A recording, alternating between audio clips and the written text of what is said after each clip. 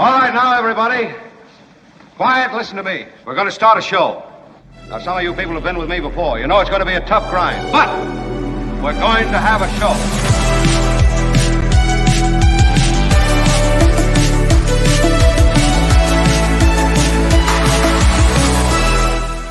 And good morning, good afternoon, good evening. My credibility glasses have just made their way onto my face, and I feel credible. What? Yeah, I do. I'm ready for action, boss. I am. Kim is here, and Kim, how are you? Kim has brought to my attention something that may be of significance to all of us. I'll get to it in a moment. Albert is here. Albert, thank you. Who brought to my attention the significance of a homer-saving play in center field last night in the Giants-Dodgers game. And the Giants stole one from the Dodgers. What? To avoid the sweep. Isn't that kind of what happened, Commish? Yeah, so our season's still alive and well. Over that It is one alive. win. It's just, although, are we 10 games, 9 games back now, maybe, right? it's a long season. It's just nice to win against the Dodgers, especially to not get swept. So it felt good. Well, there is a lot going on, everybody. We've got the great David Katz joining us today with analysis on the Trump trial, also on a SCOTUS decision that was just handed down that is super relevant and also reveals some things about the court, I think. We'll talk about that. And I have kind of a fun question working in the chat. It's a question that I will answer next hour, the second hour of the show. But for live viewers, you may enjoy this question. Where can I see the question, Albert? If I have to log on my phone or something to see it? Let me, by the way, my prediction on the answer to this question that I'm asking Albert is no. And by the way, I'm working on it. Doesn't count as a yes, okay? Albert, have you tweeted yet today? I had tweeted, but since the show is live, I can only do the poll while we're live. So I'm working on the poll. I have tweeted, so. Oh, you have, so I'm wrong. Well, yes. Congratulations on tweeting, Albert. Albert, thank you. Yeah, thank you very much. Next time so you can get some money. Yeah. I'm really impressed. So now the poll's not up yet, so we'll wait on what on the contents of the poll. I'm leaving the show today at the very end of the show, which is not in itself notable, but I like to share a little bit of the madness that my life has become. So we couldn't get a sitter for the house and for our darling cats. Not David Katz, the cats that we have, the four-legged cats. Who we love. As you know, my darling Charlie has had health problems for a few years now, and I really want I try to give him the best life we can. So we get a really, really good cat sitter, but really have to nail down the cat sitter, and we couldn't get the cat sitter. So we're jumping into the Batmobile right after the show, and we're driving to San Diego. Now, we're in Los Angeles. It'll be a little over 2 hours, at which time a wedding will commence, and we will sit in the crowd in the audience and delight in the nuptials of our friends. And I think it will be fun. And I also want to support our friends. And so I'm, glad we're going to be there. Nuptials is a ding word. The hitch comes sort of, and then we have to scream out of here, but that we also have to return here tonight. So, because we don't have a sitter. Originally, I'd said, Kim, would you mind just, filling in for me for Thursday morning or for Friday morning, whatever it was going to be if we wanted to go down the night before. Kim was sure. But anyway, we're now, so that on top of everything else, on top of funerary arrangements that are being, worked out for our dear friend who passed away, and there's a lot of there's a lot of goings on. And not to mention, sometimes you just feel like it's the little stuff, that is just nickel and diming you. Got the jaw thing, I can't eat. But you guys, it's got this crazy thing. As I'm going to the doctor for my jaw yesterday. By the way, if you're a new viewer or listener, this is how I open every show. I kind of review all the travails in my life, and people really love it. They really do. Yeah. Because God knows I'm the only one with problems in the world, and that is the... So I'm walking to the jaw guy because I can't open my mouth to eat is the problem after this dental procedure that my mouth was open for a long time during the surgery. Anyway, as I'm walking, because the parking for the thing is blocks away, my foot, which I also have issues with, is killing me. And I'm now limping. I'm like walking like this, like the Elephant Man movie. Did you see that? Where John Merrick is walking like that? Or in Midnight Cowboy, Dustin Hoffman is Ratso Rizzo is walking like that. You got the mouth, you got the foot, you got the trigger finger. Thank what you. Else? I'm thinking it is death by 1,000 cuts. Oh, man. And so in that spirit, I want you to know, everybody, I'm proud to serve here. I am proud to serve. Now, Albert, do we... The Mark Thompson Show. I'll tell you the other thing that is hitting me hard. This is the last week, and it concludes the 7-year run of Young Sheldon, everybody. I mean, that is a brutal, brutal piece of news. Did you watch that show? Because I didn't watch that show. I've never seen an episode of it. I never have seen that. But my mom and dad love Young Sheldon. Oh.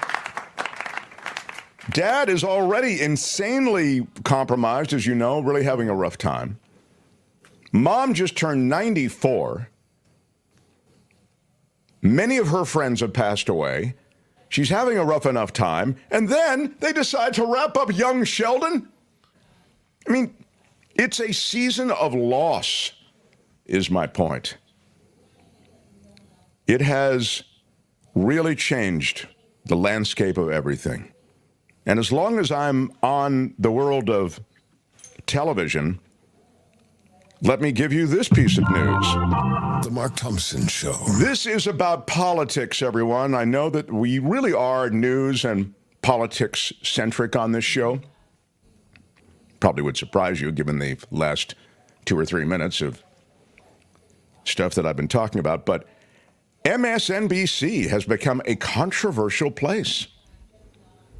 MSNBC's leftward tilt has been a winner for NBC or a loser for NBC? What would you predict? The leftward tilt of MSNBC has been a winner. I'm talking about a ratings, winner or loser. What would you say? I'm going to say loser because we know that Fox and all of the right-wing radio stations have really swept up ratings. So I'm going to have to say that more of America wants to hear lies. Kim says it is a loser. Yeah. The big bet that MSNBC placed on being comfort TV for the libs. Kim predicts it's a loser, and Kim is right when she talks about the spark that is right-wing radio. It's very popular. But in this case, Kim, it's surprising. MSNBC is a winner. Yes. That's right. Brian Reich had it right. And Brian Reich, who will be featured in our June Swoon meetup. I saw his name on the list. Excellent. Primetime winner, daytime loser, says Becky. Anyway, it is a winner, okay? In fact, it's a big winner. MSNBC has leapfrogged CNN in the ratings. What? Wow. That's right. And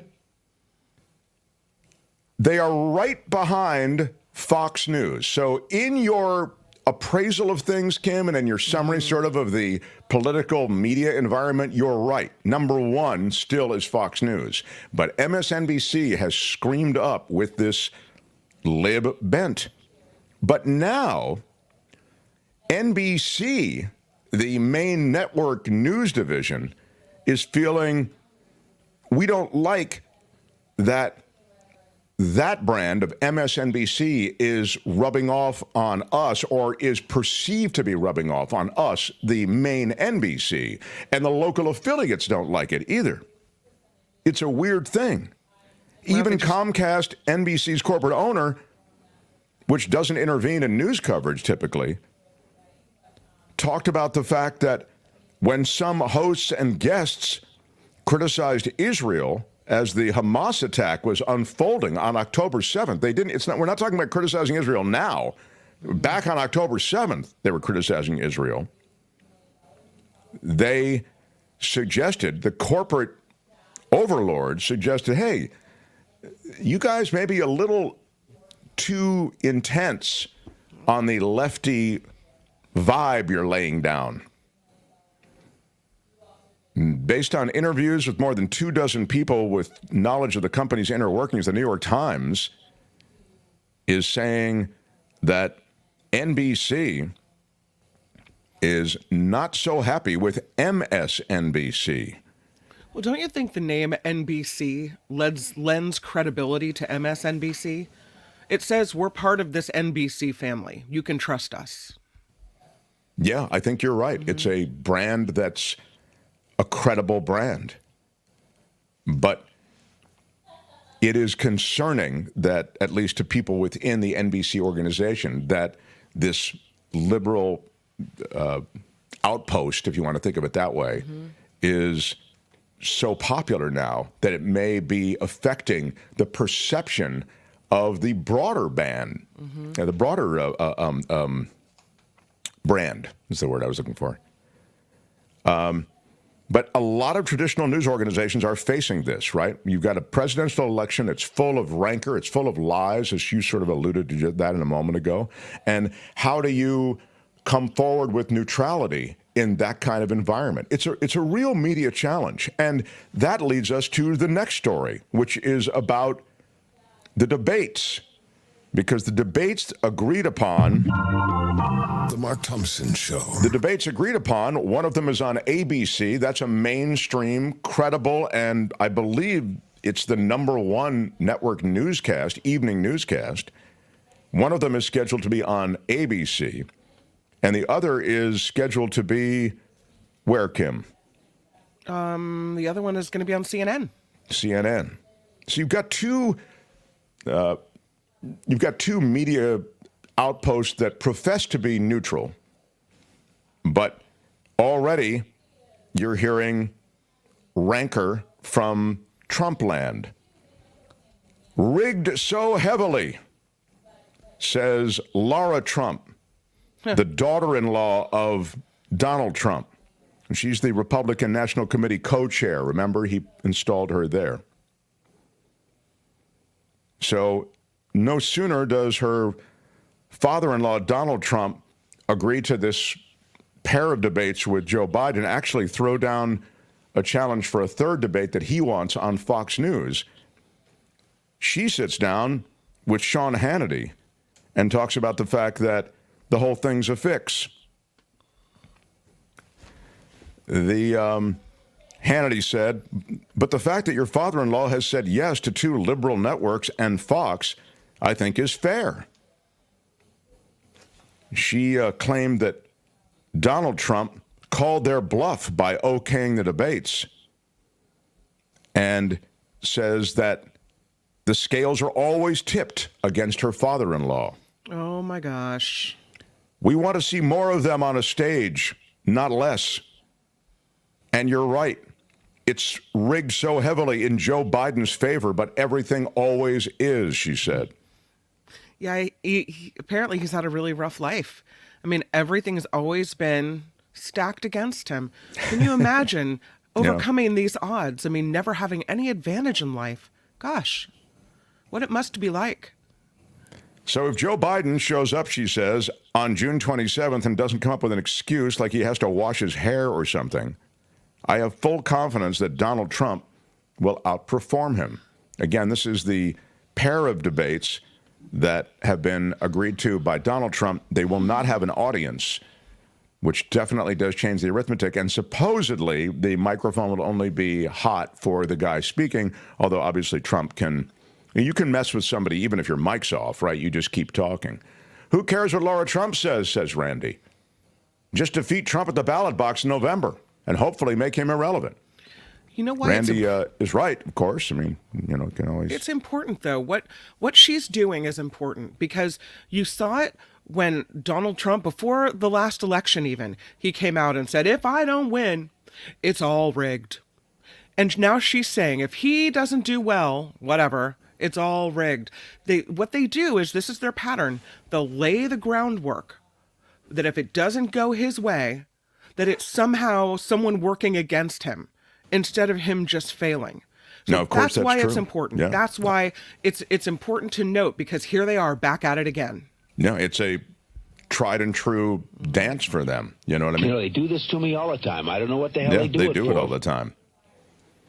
Hours after Joe Biden and Donald Trump's campaigns swiftly finalized plans for 2 presidential debates, the president's team is already warning that his rival is, quote, playing games. Quote, no more chaos, no more debate about debates, said campaign chair Jen O'Malley Dillon. That's for Biden's campaign chair. It came after Trump posted on Truth Social that he had agreed to another debate beyond the 2. That would be hosted by Fox News on October 2nd and moderated by Brett Baier and Martha McCallum. The June 27th debate hosted by CNN and a September 10th debate hosted by ABC was the original agreement. But in posting on Truth is such a weird thing for him to call his platform. It's truly ironically named Truth, right? President Biden, where truth goes to die. President Biden made his terms clear for 2 one-on-one debates, and Donald Trump accepted those terms, O'Malley Dillon said in a statement. And she kind of noted Trump has a long history of complaining about the debates. He skipped all of the Republican primary debates this cycle and even called for them to be canceled. In 2020, he complained of the choice of moderators, backed out of one of the second general election debates when the format was changed to an all-virtual event. At the time, Trump was recovering from COVID. In 2016, he claimed and blamed audio problems on a defective mic and suggested that the host of the debate, the Commission on Presidential Debates, did it on purpose. So this is, as Kim has noted, a fairly standard hymn that the Trump people sing. And he has his daughter-in-law singing it already. Agolf Twitler has a good point, saying CNN is not liberal, ABC is not liberal. It's like you have to be one or the other. Like you can't. When did telling the truth and having stories that reflect what's actually happening in the world make it a liberal station? I don't understand this. Well, I agree with your general point. I think that they really strive for neutrality. In fact, there is a both sidesism that is probably undermining the real truth. Like you can both side so many issues like the climate crisis. And there really isn't the both sidesism about the science, et cetera. So I understand how neutrality can be perverted such that you're no longer even speaking about agreed upon facts. But let me just make the point, to your point, which is when you're speaking the truth, what truth are you talking about? Truth is an interpretive art almost in politics. You can look at something and say, well, the truth is quite clear here. I think you could say that President Biden had nothing to do with these court cases against Donald Trump, for example. I mean, that seems demonstrably clear. He's been clear of the Justice Department. The Justice Department, I think, has been way, way too deferential to Donald Trump. It took forever for these cases to be brought. Merrick Garland is the GOP's greatest friend. He's no Bill Barr. I mean, Bill Barr would have, skewered Trump if he'd been way early, would have had a special counsel assigned early on in this entire thing. But in this case, Merrick Garland slow-walked everything. So I think those things are not in dispute. But even as I've gotten to that last part where I'm describing Merrick Garland, some would say, well, he was being very deliberate because he didn't want to have the appearance of being biased in any way politically, et cetera. And you begin to see how the truth can be nuanced, and it can also be spun. So, I mean, I take your general point, but I guess what I'm saying is, how can there be dispute about something when they're just representing the truth? Again, the truth to who? I think there is legitimately an argument there. In general, I'll say. Do you have that, as long as I'm on this, I'll finish this, and then I want to circle around to something a little bit lighter with the poll we've got going, and then I'll have that story in the second hour. But I wanted to share something with you because it The Mark Thompson Show might surprise you. You think about like the things that everybody is voting on. You can vote on Supreme Court. What is it, Albert? How can I help you?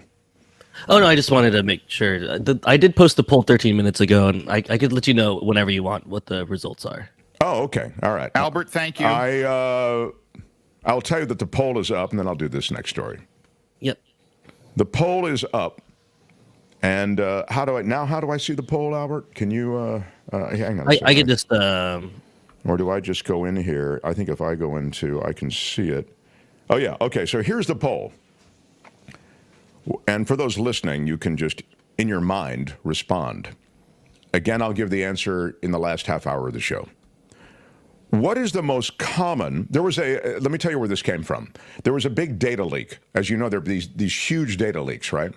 So in the data leak analysis, certain things were in evidence. Certain things, came to light. And one of the things that came to light was the PIN numbers that people use most typically, okay? So, the dark web is full of everybody's email addresses and PIN numbers and date of birth and all that stuff. The most common, so they analyzed in these data leaks and these data breaches, which are, how many more? Hundreds of millions of, billions of bits of information. What's the most common 4-digit PIN number? That's not really what I want. Well, of these that are listed. 1, 2, 3, 4. Either 1111, 1212, 1234, or 0000. Oh. 1111, 1212, 1234, or 0000. Of those listed, what's the most common 4-digit PIN number? You can vote now in the live chat, and we'll have the results in the second hour of the show. Yes. The Mark Thompson Show. Thank you, Albert, for posting that. Well, even as the police at UC Irvine clear a ton of people in Southern California from that campus, they barricaded themselves inside a building. Hundreds of police officers in riot gear showed up to this pro-Palestinian encampment at UC Irvine. There was a contingent of demonstrators that briefly did occupy and barricade themselves nearby the university building. This just happened yesterday. This is in a protest, really, that has been around for a few weeks, but it's sort of been tolerated, and it's been, I would say, a simmer as opposed to a even low boil.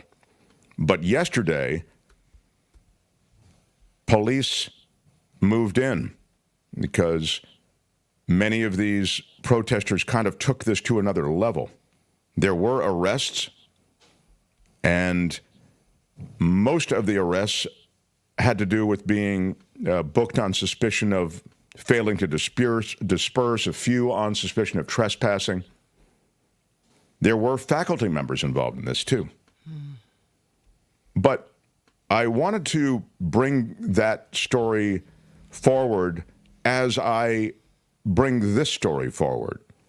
When you look at young people and campuses and college campuses of incidents of the sort I just was talking about, you think, well, I guess this Israel-Hamas war is the most important thing to them.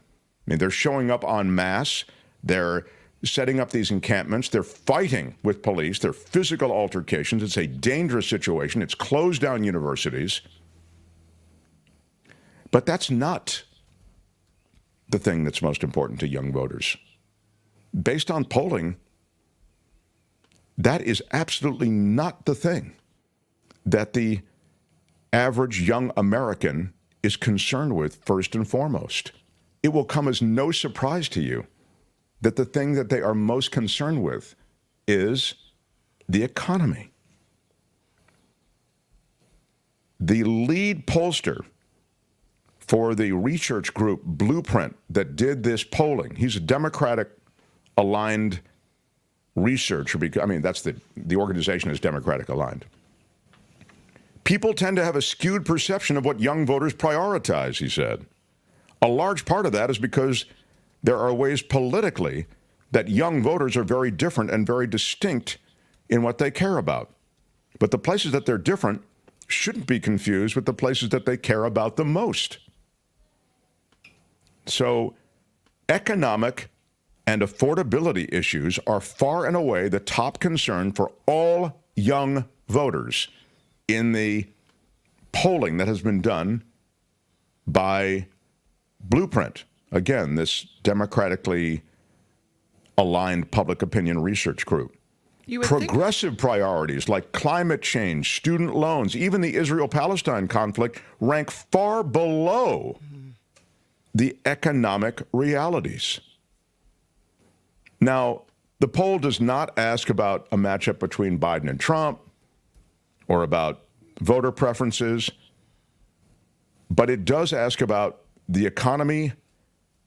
It asks about priorities, those issues that are most concerning to young people. And the other thing besides the economy is health care.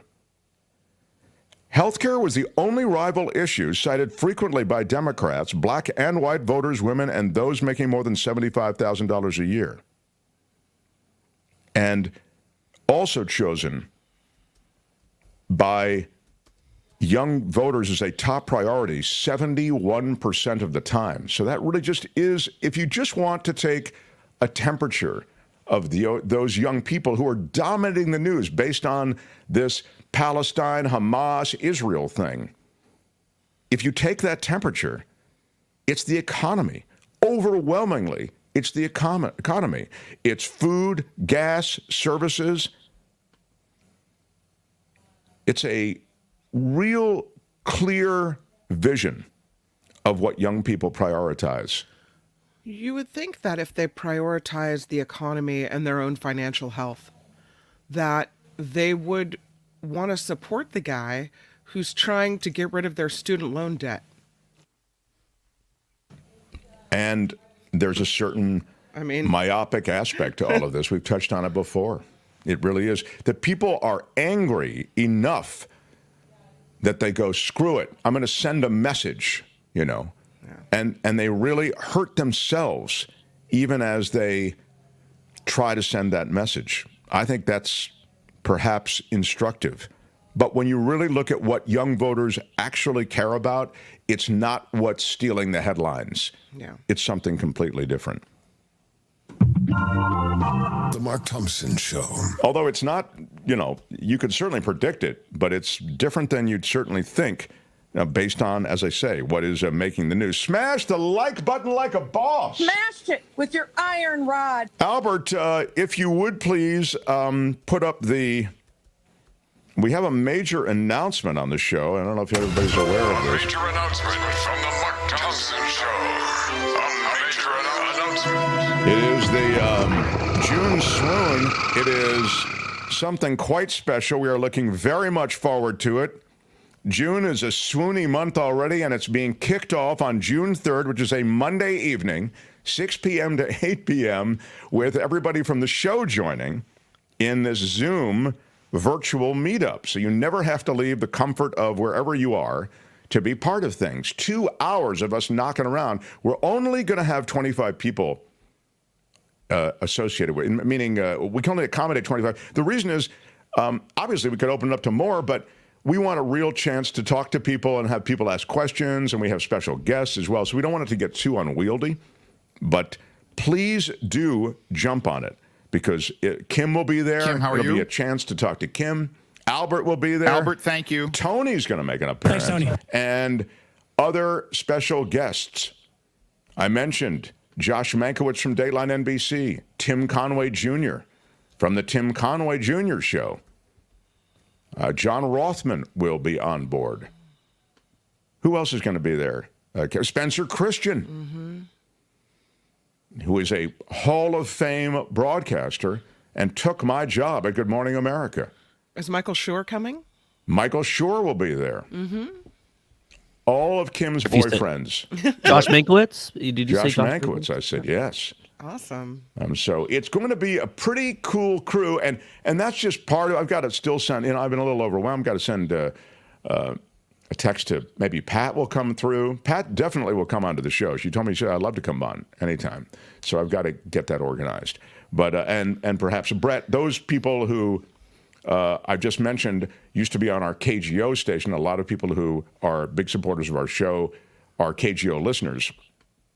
So I mentioned that in that context. Anyway, to get on board, just to wrap it up, sign up at our PayPal, and PayPal links are below every video.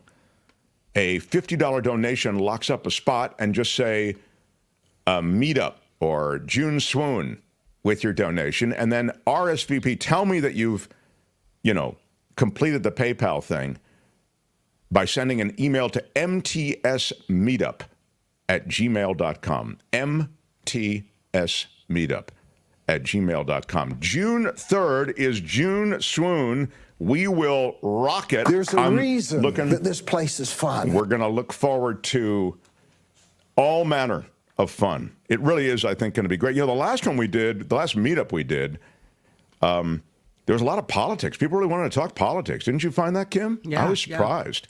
But we'll take it in any direction that the crowd wants. So excited to have everybody swooning with us. June 3rd is the June Swoon Meetup. And we're looking forward to seeing as many people as want to participate. This has been a major announcement of the Mark Thompson Show. A major announcement. I have an insane law and disorder. Insane because the story I'll share with you is wild. It is not a mainstream news story, and yet you'll see why it's in law and disorder when we do it. Of course, we'll update, speaking of law, the world of David Katz is oh so busy. A big SCOTUS decision handed down today, and of course, the cross-examination of Michael Cohen. From New York City, David Katz will join us in the second hour. Nice. And we have a poll going. Jump on in the live chat and tell me, of those PIN numbers, which one is the most popular? The biggest data breach, I think, in recent history has now been culled for information. And one of the things they found out is that a lot of people have 4-digit PIN numbers that are these numbers. And of those numbers that you see, those are the 4 most popular, okay? Of those numbers that you see, which one is the most popular? So smash the like button like a boss. Do it for Kim, damn it. Do it for Kim. Yeah. And make your life better as you do it. Law and Disorder, David Katz, and more as we continue. Mark Thompson Show. The Mark Thompson Show.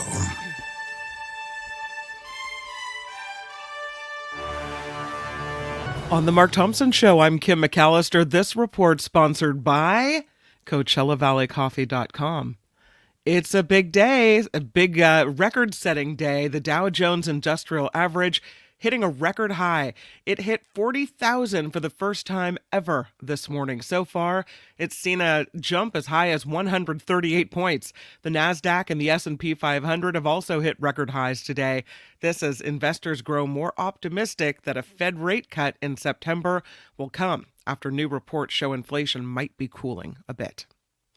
Lawyers for Donald Trump are back at it. They are questioning the credibility of ex-Trump lawyer Michael Cohen as the former president's criminal hush money trial continues in New York.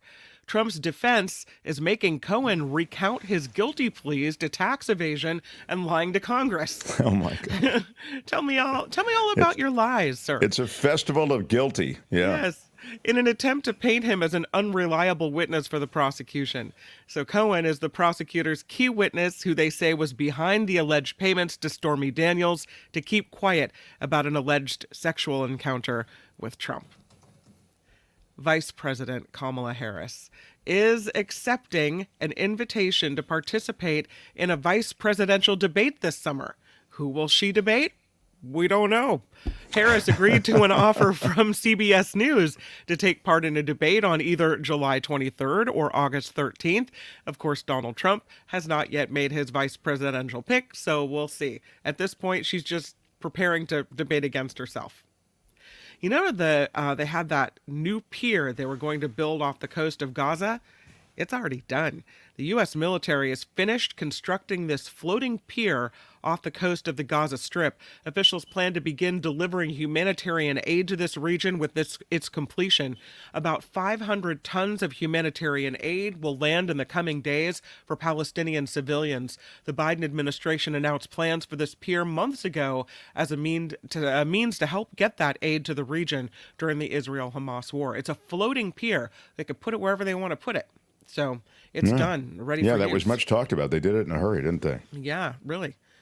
The House GOP is trying to hold Attorney General Merrick Garland in contempt of Congress. We talked about him a little earlier.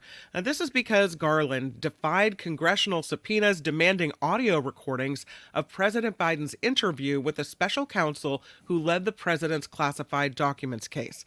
During a hearing today, Judiciary Committee Chairman Jim Jordan said the Justice Department has a legal obligation to turn over the requested materials, and then slammed President Biden for invoking executive privilege over those recordings. It's Jim Jordan. I mean, yeah, when you exactly. talk about believability, is anybody thinking anything else? I don't know. Yeah. The trial for Nadine Menendez is... Yeah, she's the wife of Senator Menendez. She is the wife of Bob Menendez. She has breast cancer. And so the judge in the case is allowing the trial to be pushed back for her. The Democrat says Nadine Menendez is suffering from grade 3 breast cancer, and she has to undergo a mastectomy, so that her health issues were the reason that she was granted a trial delay in this federal corruption trial against both of these people, the couple, Senator Bob Menendez and Nadine Menendez. Sure. They are charged with accepting cash, gold bars, Mercedes, in exchange for political favors. So the NFL... it's interesting and a little bit odd that she's the focus of a lot of sympathy, because in the trial of Menendez, they point to the fact that a lot of those things to which you just referred, specifically the cash and the gold bars and some of the other stuff, I feel like there's jewelry or something associated with it, they were in her world, like in her part of the house, her closet. He didn't even know about it, is what they're claiming. It was really interesting to hear the Menendez lawyers sort of pin on her a lot of this stuff, sort of like, I don't know where we got, he didn't know this. My client wasn't aware of it. His wife had a lot of this stuff. Mm-hmm. So now, his wife can be useful in another way, which is that she's going through these treatments. Sympathetic figure, in other words. Yeah, I guess one would, argue that she'd probably rather go through the trial than a mastectomy. Oh, my God, yes, of course. Yeah, but no. So, yeah. How about this one? Have you heard of this guy, Harrison Butker? No. He's got a big mouth, this fella. Harrison Butker, he's the kicker for the Chiefs. Butker, I have heard of him. Butker.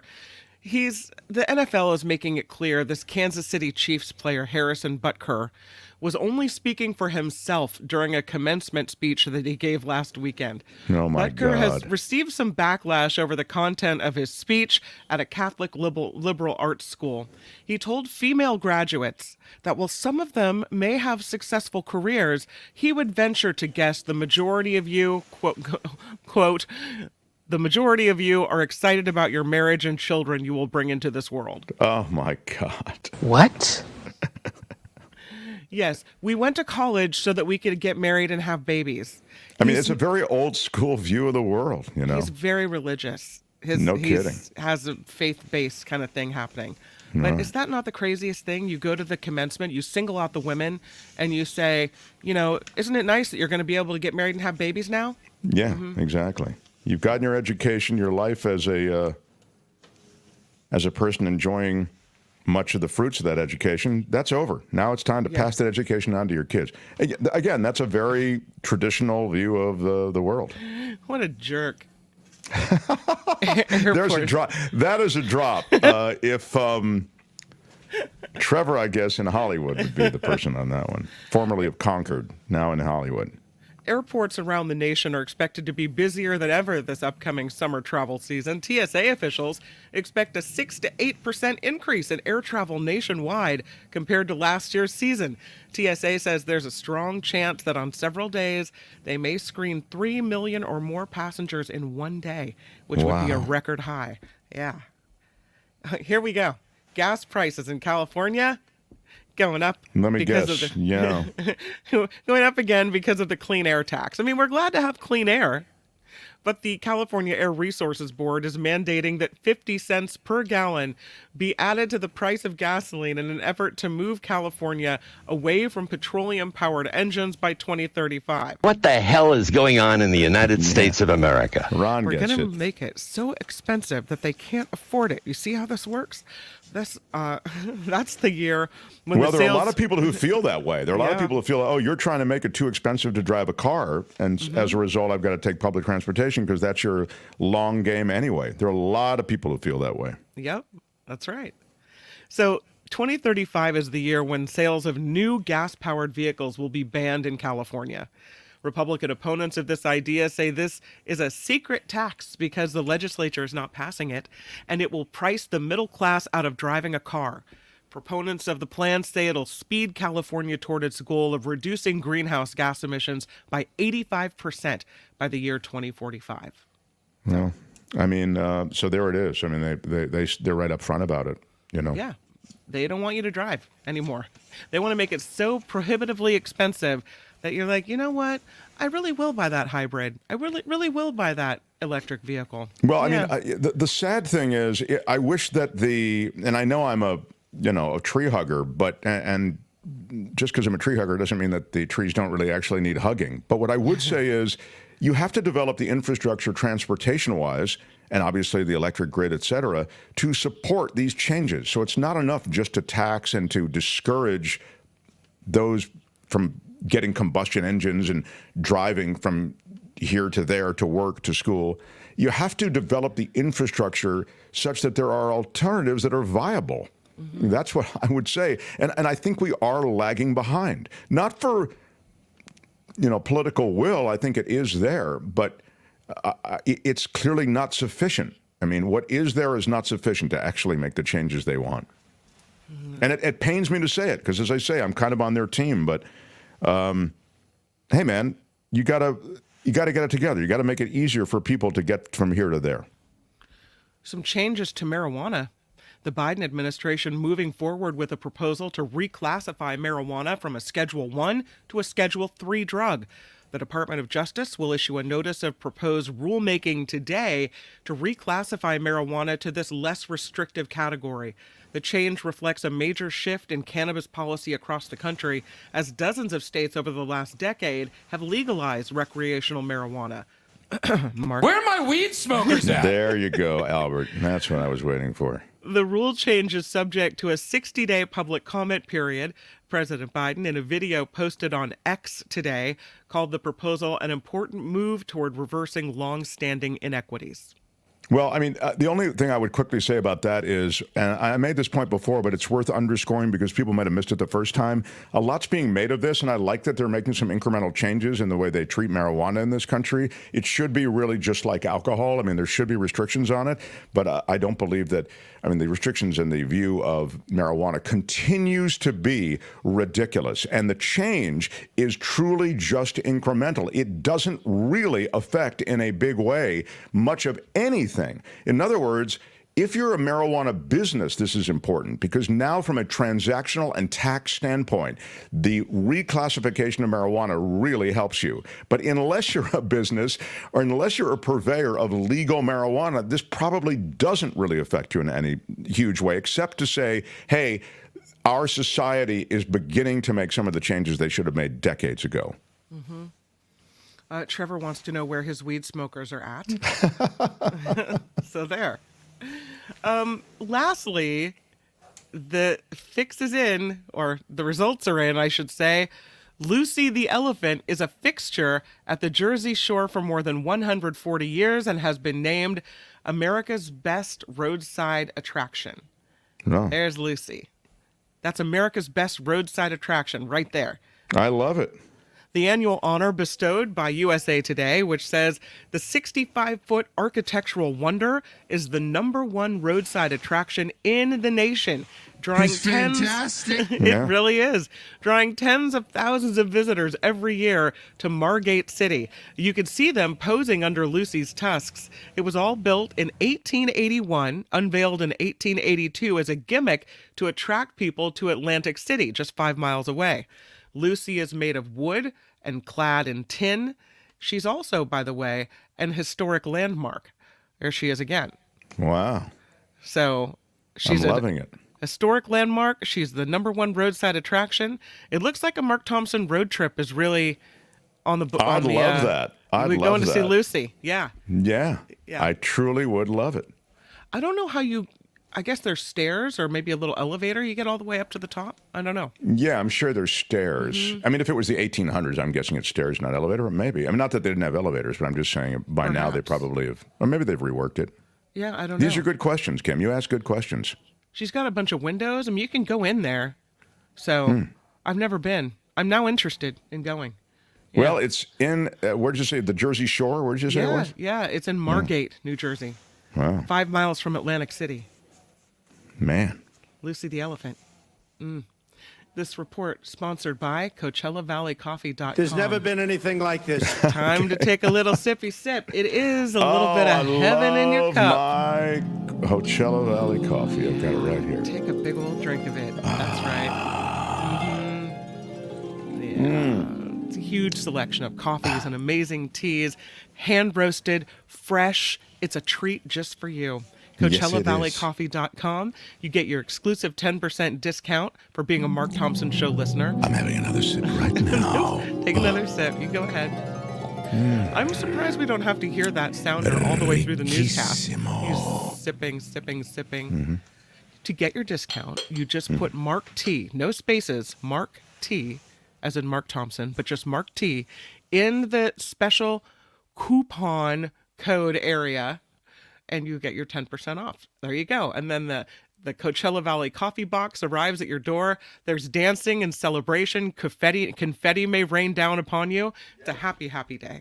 You'll hear the magic Coachella Valley coffee experience music in your head. And you can begin your life change. Mark T at checkout for 10% off on anything you order there. So even if you get a subscription, you know, you may get a monthly subscription or whatever. Whatever you order, anything on the site, you get 10% off with Mark T at checkout. So, cool. I'm Kim McAllister. This is The Mark Thompson Show. They had to close down an entire radio station to silence him. And now, he's here. Ladies and gentlemen, Mark Thompson.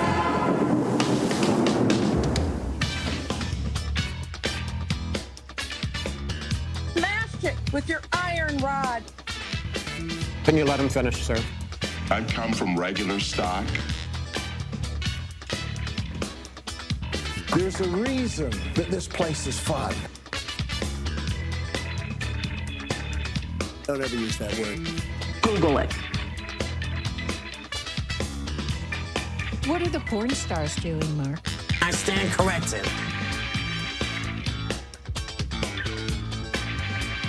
They pay me a lot of money for having attitude.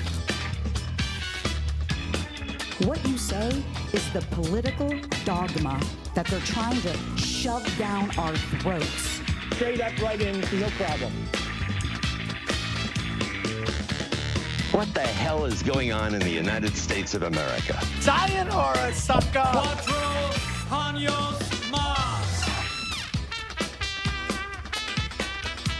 I don't wear a mask for the same reason I don't wear underwear. Things gotta breathe. What? Say what?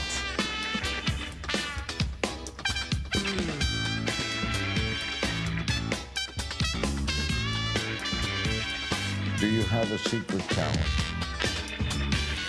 You get nothing!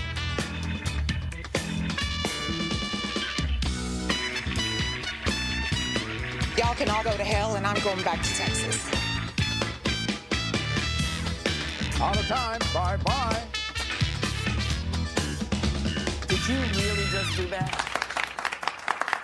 What up, party people? There it is, a reminder, our virtual meetup at June Swoon. I think there are just a couple of spots left, so we probably will stop talking about it pretty quickly. But if you want to grab a spot, we'll have special guests for our virtual meetup. You can join from wherever you are. It's a big Zoom call, and Spencer Christian and Josh Mankiewicz from Dateline NBC and Michael Shore, the regulars from this show, many of them will be part of things, John Rothman, and we hope you will join as well. Again, it's 6 p.m. to 8 p.m. Pacific time, June 3rd. First 25 people will lock spots, and the way you do that is you go to our PayPal, you make a $50 donation to the show, you lock up a spot, and then send us an email. By the way, when you make up the donation, please note a meetup or June Swoon, something like that, so we know, and you'll RSVP to mtsmeetup@gmail.com. Just drop us a note there at that email address saying, hey, I successfully made the contribution and I'm looking forward to seeing you or whatever. You don't have to be that wordy even. Just say, done, and see you June 3rd. mtsmeetup@gmail.com. Hope to see everybody there. The Mark Thompson Show. It will be a fun one. Really looking forward to. Haven't done one in a while. So this will be cool. You'll let me know when David Katz shows up? Yep. And I just resent him the link. So all is great. well. In the meantime, will remind you we have a poll going. There was a big data breach, as you know, actually a series of data breaches over the last year or so. And I think actually it extends even beyond a year. And data experts went through that, analyzed that information, and came up with the most commonly used 4-digit PIN numbers. So the most commonly used 4-digit PIN numbers are posted there in the chat. Tell me and Kim and Albert, which one of those options was the most common 4-digit PIN number? And then I'll give you the answer as we get into the second hour, and I'll even tell you what percentage of people had that simple 4-digit PIN. And again, if you're listening, I think they are, 1111 0000 1212 1234, right? So I think it's 1 2 3 4. That's my guess. All right, that's your guess. 1 2 3 4. All right, Albert, if you are at your ready, let's do it. This is Law and Disorder. In the criminal justice system, the people, pimps, addicts, thieves, bums, winos, girls who can't keep an address, and men who don't care, are represented by two separate yet equally important groups. A cop, a flatfoot, a bull, a dick, John Law. You're the fuzz, the heat, you're poison, you're trouble, you're bad news. These are their stories. This is a bizarre story. A man who vanished when he was 17 is discovered alive in a hole after being held captive by his neighbor for 27 years. Whoa. The man's name is Omar bin Omran. He's said to be one of 9 children believed to have disappeared in Algeria 27 years ago. His family assumed that he'd been killed during the civil war between the government, North Africa is where it is, and the Islamist rebel groups that were brutal for a 10-year period in the 1990s and early 2000s. But the reality was something quite different and happening right there in the neighborhood. That poor man. The missing man was found in his neighbor's house. A 61-year-old is now in police custody. Omar is now 45. He was rescued just a couple of days ago. You can see the picture now of Omar at 17 and what he looks like now. He was found in what appeared to be a hole in the ground, described by authorities as a sheep pen, that was there in the home of his captor. The story that's emerging is essentially he was, I guess, taken and then kept with a dog and with young children. I'm sorry, the picture of him is actually with a dog and young children, but I think it was taken before he was pinched, before he was taken, before he was kidnapped. But the search was launched for him in 1998 after he went missing. He was on his way to a vocational school at the time. Now he's 45, and he was found around haystacks after the captor's brother aired grievances on social media. So the guy had a fight with his brother over an inheritance, actually, and then he revealed this fact. The guy who kidnapped him tried to run, but cops caught him and he was arrested. Man. Sadly, I'm sorry, just going to say that sadly his mother, Omar's mother, passed away in 2013 without ever knowing what happened to her son. So a lot of this information is just coming in. It's just happened in the last couple of days. There's video of it, of the actual discovery, and his family rejoicing about the fact that he's been found. But look at all that time that's gone by. 27 years in a hole in your neighbor's house? Awful. Yeah. The public prosecutor's office has charged the neighbor, but it's a sad fact that the 61-year-old owner of the house was the perpetrator of this kidnapping, and now this man can resume a life, but, you know, so much of his life has been taken from him.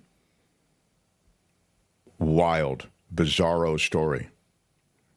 In Oakland, shout out to Oakland. Big shout out to, where are my Oakland people? Out there on Hagenberger Road. Big shout out. An auto theft victim, angry, says the Oakland cops took hours to respond to the location where he tracked his stolen pickup truck. You see what I'm saying? The cops come to the Mark Thompson house like that. This guy, he's tracking his own stolen car, and they're like, yeah, we'll be there when we get there. You know. Well, to be fair to the cops on that, I think because it was involved an intruder, they felt like the cops stepped to it more quickly. Yeah. If it's just stolen property, they're not super quick. But fair point. I feel the criminal justice system is failing in California, said the person who tracked his stolen pickup truck, and this is a symptom of it. Surveillance video showed a Dodge Charger with 3 occupants pulling up to the Redwood City home around 2 a.m. The Redwood City is just south of San Francisco. Viewers who are not from the Bay Area. They made a beeline to this guy's custom Dodge Ram pickup truck parked in the driveway. One of the suspects drove away in the victim's truck, maneuvering around a Tesla that was supposed to be a barrier to the truck being stolen. But the dude tracked his stolen truck to a cul-de-sac near 99th Avenue and Plymouth Street in East Oakland. He went to that location in the middle of the night, 3:45 in the morning. That same Dodge Charger that was in front of my house, he says, was parked across the street facing that car. They covered my vehicle with a tarp, but they could only cover the front half of it, so I could see the back of my truck, and I knew it was my truck. He called the cops in Oakland several times, but was told no officers were available to respond. I'm telling them I can see the truck. I have a tracker. I can remote start it. I can turn on a light. So they're saying too busy, don't care, he says. Oh, man. Meanwhile, was he hiding out outside of the thief house? Well, it's funny. You ask about that. He noticed people on the street looking at him. He decided to go home to Redwood City.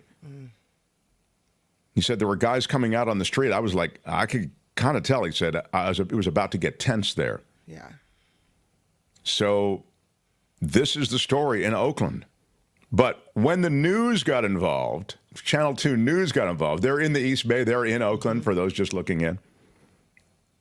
That prompted a call to Oakland police. And about an hour later, they called the victim, the dude whose truck was stolen.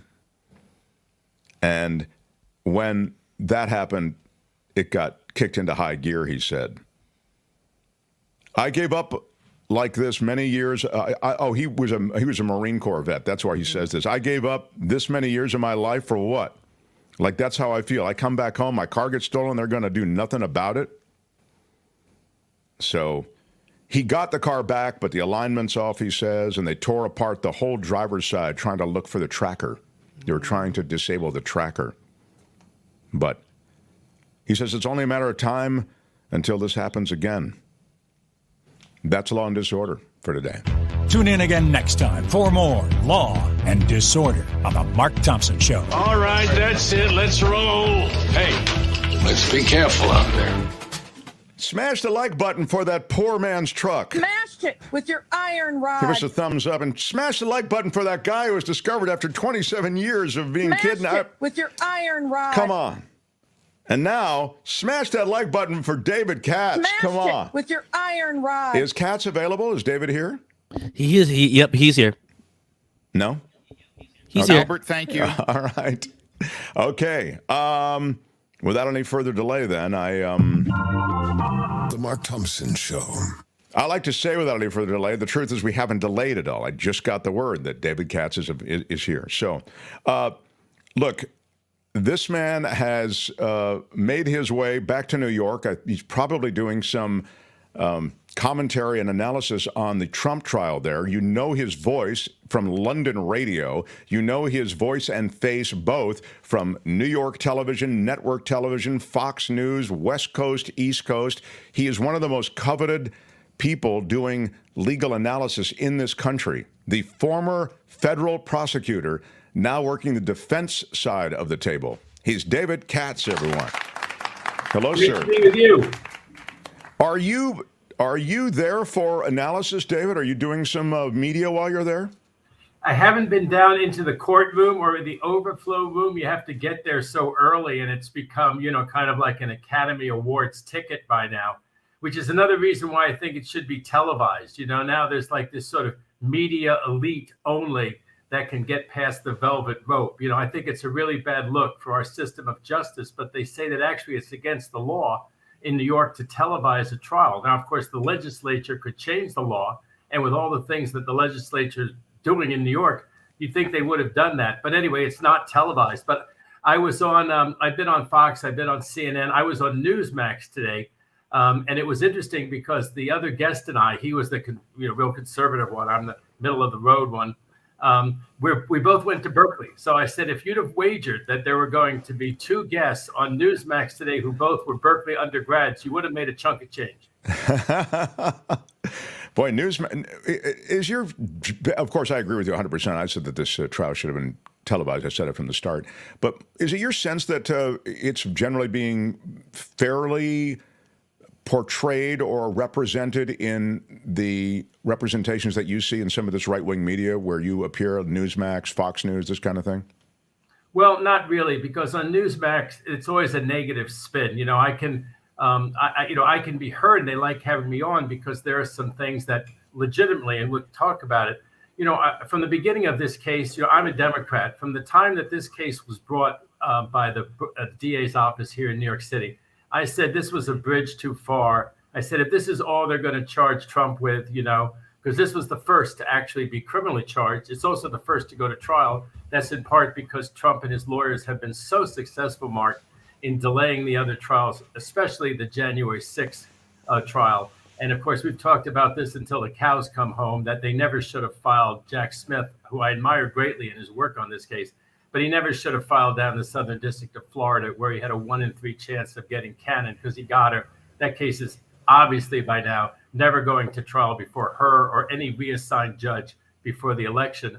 The one in Washington, D.C. actually does have a chance. But to answer your question about the coverage of this one, to talk about it being a circus, it's turned into a total circus down here. If you actually are down there, which I'm not, because it's so hard to get into the traffic and everything. You have to get up so early in the morning. It's just not worth doing, and it's also rained here the last couple of days.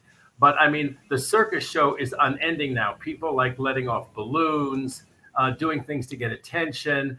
The Congress members in favor of Trump, the super right wingers, are down there. Of course, they're all on Newsmax being shown off.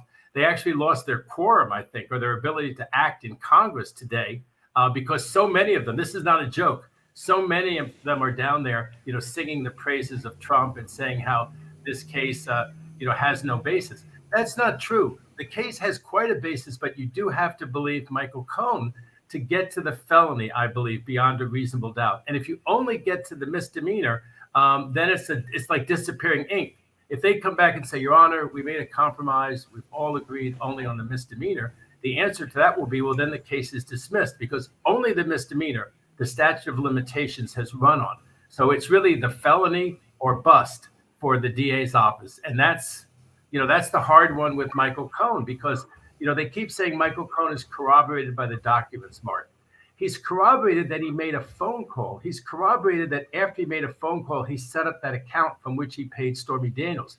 But he's not corroborated on someone other than me can tell you that Trump knew that it was breaking campaign finance laws to do this. And without that bump up, without that specific knowledge and intent by Trump, I think they're going to fall short of the felony threshold. Especially because there may be some people in the jury, whether the judge tells them this or not, who thinks this is going to be the cycle of getting one ex-president after another, unless I demand a very high level of proof here. So to be clear, David, when he talks about the fact that Trump had no interest in necessarily keeping it from Melania wasn't a relevant concern to Donald Trump, that it doesn't quite meet that threshold that you're talking about, which is, whatever. He has to know that he's violating campaign laws by doing this. If the jury believes, when they all convene, and they have to vote unanimously if they're going to find him guilty of any particular count, if they get together and they say, a really plausible scenario after hearing Cohen is that Trump absolutely knew that this was a campaign violation, either state campaign violation or federal campaign violation. The defense lawyers may even ask for a specific verdict where they say, if you find Trump guilty, do you find him guilty because he violated state campaign finance laws? Yes or no. Federal finance laws? Yes or no. If they check the box only that he violated federal campaign law, then there's an issue. Can you prosecute in state court somebody for a felony if their only intent was to violate federal campaign finance laws? So the good match is all 12 agree, and it can be shown that all 12 agreed that in this case in state court, Trump knew and intended to violate state campaign finance laws. If they believe Cohen, they're going to do that. If they disbelieve Cohen, and this is what he doesn't have corroboration on, they may either hang or all agree just on a misdemeanor, which is a law for the prosecution. Right. And just let me follow then and say, I know we're obsessing about Michael Cohen because he's on the stand now and he's being and I'd love to talk about that cross-examination here in a second. But the reality is, I thought the prosecutors made a pretty good case for the notion that when they had, for example, Pecker on the stand, when they talked about the catch and kill scheme, they were speaking to the political ramifications of the news and the rumors and the stories getting out. And Pecker was loaded up to catch and kill those stories, and that was for political reasons. Does that meet the threshold? No. You're saying he had to know that there were, again, I don't mean to press this, but I'm just trying to, I thought the prosecution made a very good case for the fact that this was all a political containment exercise. They were trying to contain political damage. And that case was made before Michael Cohen got to the stand. But you're saying that that's not sufficient. I found that very persuasive. On top of that, they also showed that he's a meticulous person, that Trump is he's a penny pincher. He wants to, watch every penny. Would he have given $420,000 reimbursement to Cohen to compensate $130,000 plus a little add-on, and then enough for Cohen supposedly to be able to pay his taxes? Would he have done that without knowing what the intent of it is? To me, all of that proves him guilty of the misdemeanor. It proves that beyond a reasonable doubt, Trump falsified and participated in falsifying those records, and that he directed it, and that he was guilty of that. But only falsifying the records, you have to then go on to bump it up to the felony that he intended to commit some other unlawful act. And that other unlawful act would have to be a campaign finance violation. Now, if he just didn't want it to come out, and again, the jurors come back and say, I think it could have been for the finance purposes, like Pecker set up this catch and kill to help him in the election. But then the whole case comes down not so much to what Pecker did, although that was essential to show, and the DA did a very good job, but it comes down to the reimbursement. So once Trump is the president and he reimburses and signed those checks, reimbursing for legal expenses, okay, can they prove that beyond a reasonable doubt? If a lot of his motive, the jury ends up thinking, was he still didn't want the shame of it. Now, they showed some evidence that he said to one of his aides, one of the female aides who testified, wow, it's sure great that this didn't come out during the election. But Mark, it's great that it didn't come out during the election, whether he had the specific intent to impede it coming out during the election. So he's got to have the same intent that Edwards had. And Edwards never was convicted, although he was charged by the feds. And this is one reason that I thought that the DA's office should have been more cautious and not brought this case, because when he brought this case, he knew already that the federal government, the Southern District of New York, which is an elite prosecutorial unit like the one I was in Los Angeles, if they couldn't make the case, if our federal offices couldn't make the case, we have real advantages in federal court. When people tell you that they were federal prosecutors and they won all their cases, of course we should. And you should bring cases that you can win. And I won all my cases. But it is easier to win cases in federal court. There are a lot of reasons why. They're so well investigated. You have the FBI, the IRS, the special task forces. You have federal judges who are, if you ask the average lawyer, they would say, is it more likely you're going to win a federal case than a state case? They'd say you're probably more likely to win a federal case. With all of that, and this was not under Trump and Barr. This was under the U.S. attorney selected by Biden and serving in the Biden administration. And they said, we are not going on this case, the very case that's being brought now. And that one would have been easier in the sense that all they had to show is a knowledge of federal campaign law, and that he intended to violate federal campaign laws. Because it's also a plausible defense to say, look, maybe Trump, who never run for a federal office or state office, maybe he knew in general that there was this law that you have to completely disclose all of your campaign contributions in a federal case, but that he knew in a state case. Was he focused on a state case? If he wasn't focusing and intending on that. And then the other thing that they're trying to suggest right now is that Cohen had a lot of money, which I really didn't understand that part of it, that he has this ongoing millionaire's lifestyle. And apparently a lot of that lifestyle came from being appointed Trump's personal attorney, having a White House connection. He apparently still is making a lot of money and spending a lot of money, and his family still lives in some kind of Trump property. They brought that out. And the idea of that was that, this is a man who might have actually dipped into his own pocket for the $130,000 because he wanted federal office. It was right before the election. You knew how desperately Trump wanted this. He did this so Trump would remember him and give him a job in the White House, or give him a job as attorney general or deputy attorney general. He didn't give him any of those jobs. So the theory is that he was so embittered by that.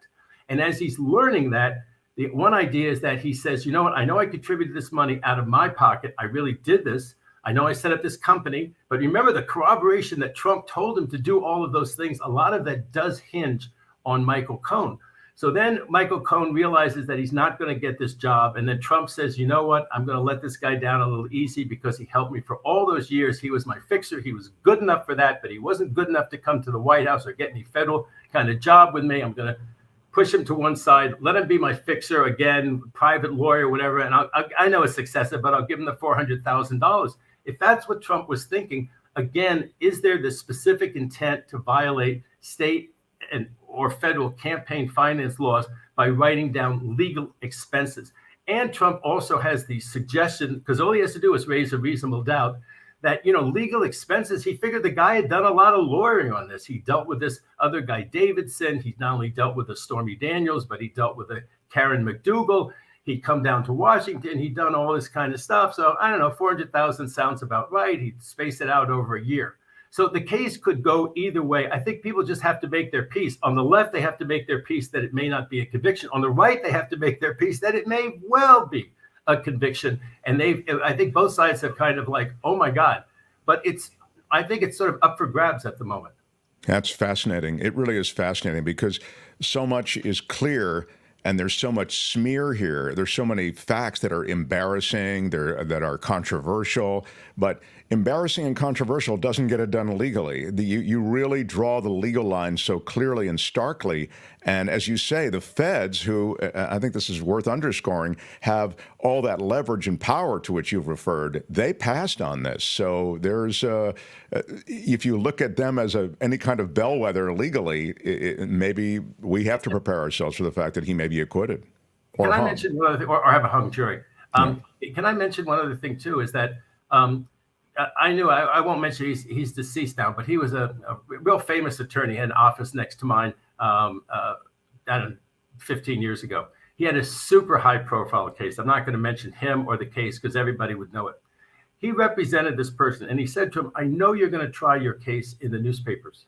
You're going to get a lot of media attention on your case. That's not my strategy. If you're going to do that, I'm not going to represent you. No, you're such a great lawyer. I want to have you. You're going to be my lawyer. He said to him, listen, you're going to say you got a call out of the blue. You got attacked by somebody. You defended yourself in the media. You're going to try your case in the media. So listen to me again. If you want me to be your lawyer, I'm going to quit as soon as you do that. Don't come to me with a story. It was an ambush. Don't try your case in the media. First time the client tried the case in the media, the lawyer quit and it went to another lawyer. You sort of wonder why the DA's office didn't say something like that to Michael Cohen at the beginning. I know how much you want this case to be brought. And here's the thing. It's going to get worse if you wear a T-shirt that shows Trump, behind bars. It's going to get worse if you say that he's an animal who should be caged up in prison, left to rot. It's going to get worse if you do any of those things. So you're not going to do any of those things, right, Michael? And Michael's going to say, yeah, I'm not going to do any of those things. And you say, look, the case is really going to be worse and maybe not be sustainable if you're going to do the things that give ammunition to the other side like this. So are we communicating it? And I don't, maybe that would have had to be disclosed and maybe he would have been cross-examined that he was told in no uncertain terms not to do that and that they would actually drop charges or drop the case because, they have a lot of discretion and they don't need to continue with the case. But, one of the things that they've used against Michael Cohen, and they used the same thing with Stormy Daniels when Stormy Daniels said, I owe Trump $500,000. I know a judge ordered me to pay it. I'm not going to pay it. I'd go to jail before I would pay him a nickel. And Michael Cohen with the same idea that, yeah, I know the DA tells me all the time to, tamp it down, to not make statements to the press. And guess what? I do them anyway. They just look like such defiant witnesses. You think, how do I know they're telling me the truth? I'm going to send a former president, like him or not, I'm going to send a former president to jail for potentially 4 years. I think they have to know that, you face prison. They don't think this is a pure probation case. It's a felony that's being tried. They don't know the specific sentence, although they kind of know that he's going to go to prison because guess what? Michael Cohen keeps making these statements, how much he wants him to go to prison and how much he'd like him to get convicted in this case and go to prison in this case. So I just think, and Michael had another one today. Michael Cohen says that a really critical conversation that he had where he called up Schiller, who's the body man for Trump. And that was how Trump answered a lot of his phone calls. Again, Trump didn't want to leave an email. You could say, what does that tell you about a person? But proof beyond a reasonable doubt, because someone doesn't like to email, someone doesn't like to get direct phone calls. He says that he called Schiller, he got Trump on the phone, he told Trump, this is exactly how it's going to go down with the Stormy Daniels, with the reimbursement. I explained to him, chapter and verse during that conversation that this was bad and we were doing something illegal. Well, now it turns out that during that conversation, which the defense has pinpointed, there was conversation about some 14-year-old who was stalking or giving a real hard time to Michael Cohen, and he wanted to bring in the Secret Service.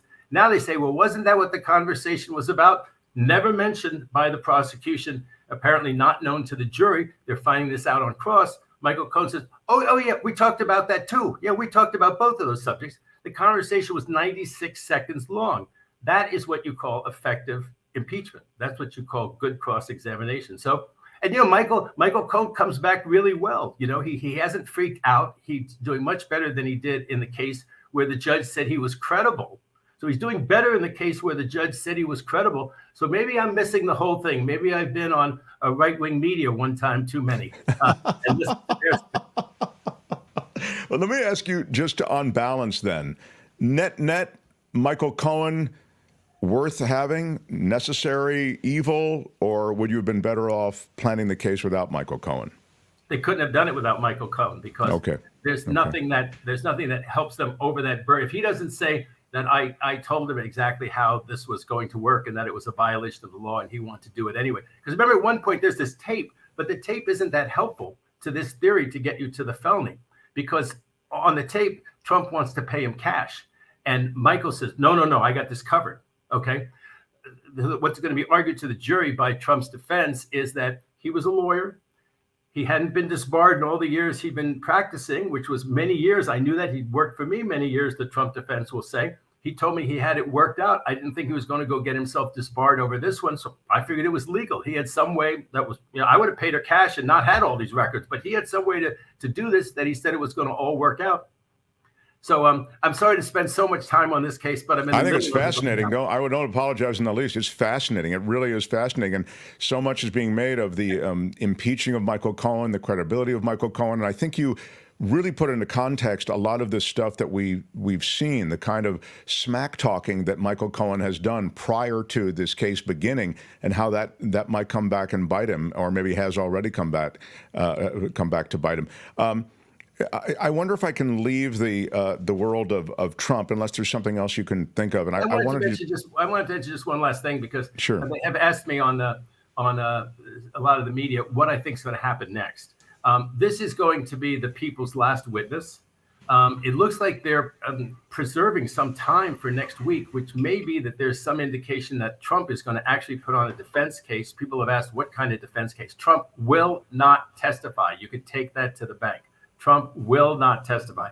He didn't testify with Mueller, although he really, really wanted to. And he's not going to testify in this case, I think, no matter what he says.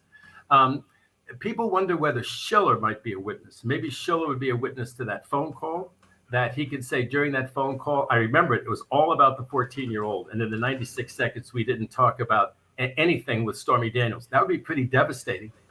You could, of course, impeach him that he's the ultimate Trump loyalist. It might also be that he might remember something. He was the body man outside the door, apparently, when Stormy Daniels was in there. She says for over 2 hours, as I understood her testimony. If him or someone else is going to say she was only in there 20 minutes, the satirists say, well, that shows just how short a time Trump lasted. But the truth is that it would be very great cross-examination of Stormy Daniels if she was only in there 20 minutes and what she described were all that talking and this and that, and she goes to the bathroom and she comes out. That would be devastating cross-examination. And, Bill Maher already played a tape of his from 3 or 4 years ago when he interviewed Stormy Daniels, where she said this was totally consensual. I'm not part of the Me Too. It's nothing like that at all. Now her testimony is that he stood in the way of the door. She felt there was a power differential or something like that. She actually felt very coerced. People are talking about that. That was not her testimony. That was not what she said to Bill Maher on tape years ago. So, if you step back from this, Mark, and this is why I had reservations about this case from the very beginning, and I expressed them on your show. The January 6th case, so righteous in my opinion. The tamping down, the not stopping the riot, the hanging Mike Pence, the build up to it, the incendiary speech, the slates, great case. that you pointed this out. The Mar-a-Lago case is open and shut, should have been brought in Washington, D.C. in a federal court there was lots of venue. But this is the weakest case, and a lot of its weaknesses are being exposed. Wow. It's fascinating to see the way the bones of this case get reviewed by right-wing or liberal media, and you can come up with different facts. And one of the things I really like about you, David, I'm not just blowing sunshine right here, is that you just give it to us straight. Like sometimes it's just time to take our medicine on this. You know, it may not be the case that everybody thought it was, notwithstanding the salacious details and the kind of the creepy aspect to the whole thing. So. Now, I want to ask you about the SCOTUS case today, only because I'm wondering if there aren't certain realities reflected in the SCOTUS case. It involves this Consumer Protection Bureau, which was formed, I think, under Obama by Elizabeth Warren. It was one of the things I really liked about Elizabeth Warren, that I really believe Elizabeth Warren, and I understand politics is full of all these unholy deals you have to make, and I'm sure she's made a bunch, and, you know, she's not pure. No one can pass the purity tests that are offered up on either end. But with all of that in the preamble, she helped create this Consumer Protection Agency, and those payday lenders went to the Supreme Court to try to undermine the power, doing it through funding, as I understand it, that the Consumer Protection Agency was going to have. Can you speak to this new SCOTUS decision? Tell us what this just happened, what was decided in the future then, and what it might reflect about the court. Well, your younger viewers may say that, you know, I've been affected by long experience. But, you know, I still remember the lesser of two evils. I remember an era when the country wasn't that polarized, and people went to the polls and said, okay, this is the lesser of two evils. I don't like Goldwater. I'm voting for LBJ. Not my dream candidate, not Jack Kennedy, but I got Lyndon Johnson on the one hand, and I got Goldwater on the other hand. And, you know, I hope people reflect on that. The people who may want to vote for RFK Jr. on a lark, or they want to do whatever they want to do, it's Trump or Biden. That's all it is. It's Trump or Biden. If you don't come out and vote for Biden, you're going to get Trump. That's it. That's it. That's all you need to know. And Elizabeth Warren, I'm sure she was better than the person that she ran against. And so that's good enough for me about Elizabeth Warren.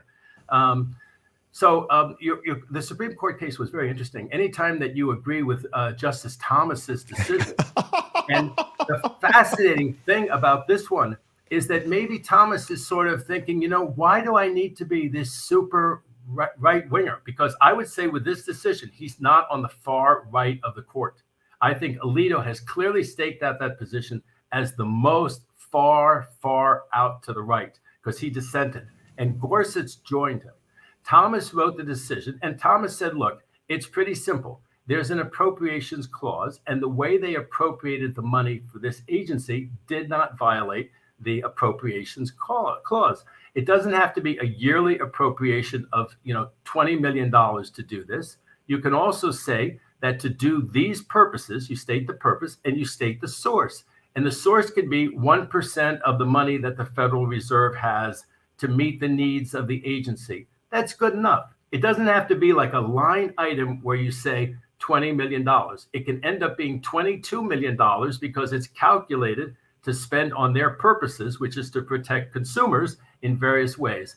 And it can be drawn from the Federal Reserve. But people were really scared about this one because this was a reversal in the Supreme Court. There were 3 Trump-appointed judges in the Fifth Circuit who'd all agreed that this was not a proper way to fund this agency, and therefore all of the agency's acts were illegal. They would have knocked out 13 years of rules and regulations to protect consumers passed by this federal agency if the Supreme Court had gone the other way. They didn't. 7-2, Justice Thomas writing, they said that this was completely proper, which I think means from this that these attacks on funding as ways to knock out federal regulations, I think are going to fail. I think this fad is over. But had this fad kept on, they would have probably tried to knock the Federal Reserve and say the Federal Reserve, by assessing money from banks, is also in violation of the appropriations clause. Luckily, I think this far right-wing fad has ended now with only Alito and Gorsuch willing to go down with that ill-fated.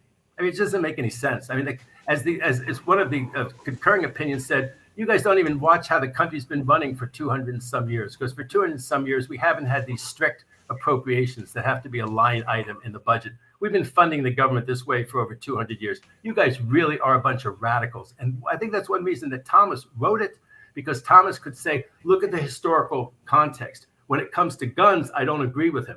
But this literal historical approach led him to the result that this was properly funded agency.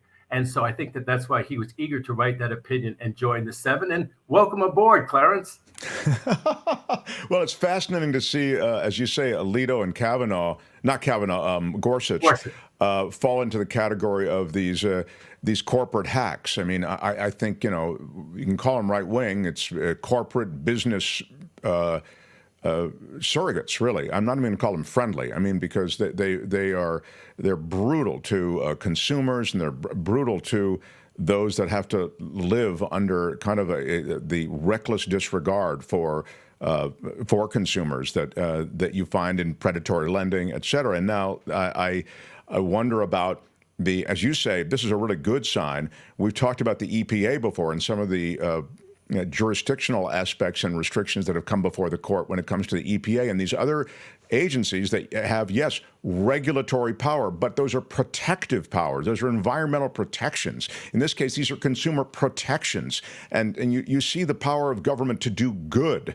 And so to me, it's a pretty big day when at least we have some of those protections left in place. Well, Mark, the two that we're waiting for in the environmental field, that we're getting down there. Presidential immunity will come down fairly soon. There's a lot of big cases that there's a couple of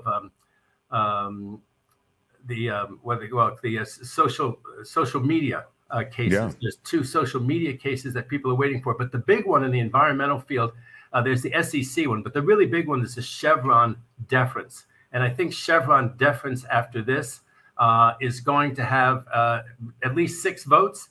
Maybe Clarence Thomas will get with it. I don't know. He may have written already against Chevron deference. So it may be the 3, that triumvirate of Gorsuch, Alito, and Thomas. But I think 6 votes are going to say that Chevron deference is fine. Remember, that's the one where they don't specify in the statute how you're going to pay for people to inspect fishing boats. But fishing boats need to be inspected. So they say, you know what? Everybody has to pay a small amount to do that. The statute didn't spell it out.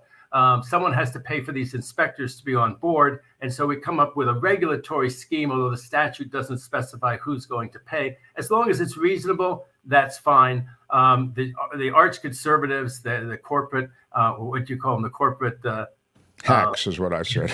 Would say that unless it's spelled out in the statute, and it's Congress. The idea they can spell out every single thing, not only say that there need to be inspectors and they need to be on boats and these kind of boats on these kinds of emissions or things that they sail on. They also have to specify who's going to pay for them. No, if you're going to have inspectors, you come up with some reasonable regulations how to pay for them. That's good enough. And that's going to save an awful lot of agency action, Mark, because otherwise everything would be attacked. Everything in the regulations, they would say is not in the statute. And they would have extended this case, which was not about fishing. It was about whether you and I and everybody else has protection from terrible environmental hazards, from all food and drug laws. If we have all that, and we need all that. The people who say, well, all regulation is overregulation. Sure, overregulation's awful. And people need to do more about it. I have some libertarian tendencies like a lot of people do, but you can't just say, well, let's not have regulation because look at California. You couldn't breathe the air. The first time I came to California, you couldn't breathe the air. And now you can. We have lots and lots of other problems, but we cleaned up our smog and our air. How do you think that happened? Through good laws and regulations that protect all of us. Bravo. I couldn't agree more. I mean, these are protections, and you can't always view these regulations as encumbrances. They are good things, particularly when it comes to the environment. And so, yeah, I'm so glad you pointed out the fishing thing had nothing to do with what this is really about. It was just a portal through which everything was being passed. Now, I have a final question for you, David Katz. You've been so generous with your time, but I want to ask you about the university unrest.